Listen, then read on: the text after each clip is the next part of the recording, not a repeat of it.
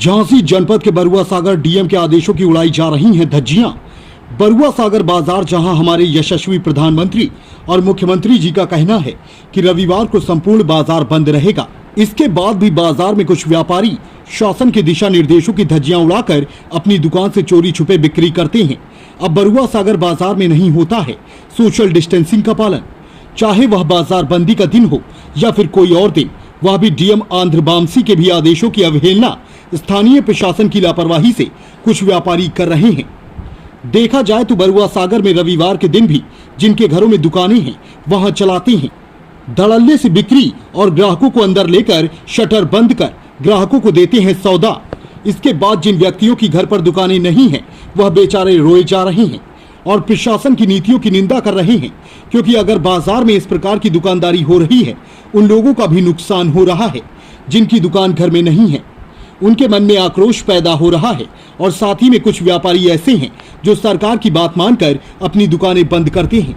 अब देखना होगा कितना न्याय मिलता है जो अपनी दुकान लगाते हैं और बरुआ सागर पुलिस उन व्यक्तियों के व्यापारियों के खिलाफ क्या कुछ कार्रवाई करती है।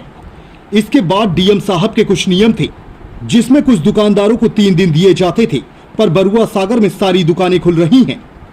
अब देखना होगा बरुआ सागर पुलिस क्या डीएम साहब के भी आदेश का पालन नहीं करती है, अपनी तरफ से कुछ खास व्यापारियों को पूरी छूट देती है और जो सही व्यापारी हैं, नियमों का पालन करते हैं, समय समय पर टैक्स भरते हैं, वो परेशान हो रहे हैं।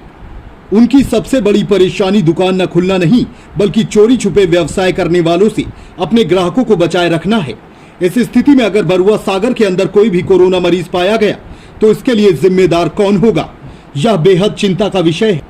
बरुआ सागर बस्ती में भी समाजसेवी संगठन भी ऐसे व्यापारियों के खिलाफ सख्त कार्रवाई करने की मांग मुंहजबानी कर रहे हैं। वहीं पुलिस के चहेते व्यापारी पूरी तरह से शासन के आदेशों की धज्जियां उड़ा रहे हैं, लेकिन पुलिस की भी लापरवाही देखने को मिल रही है।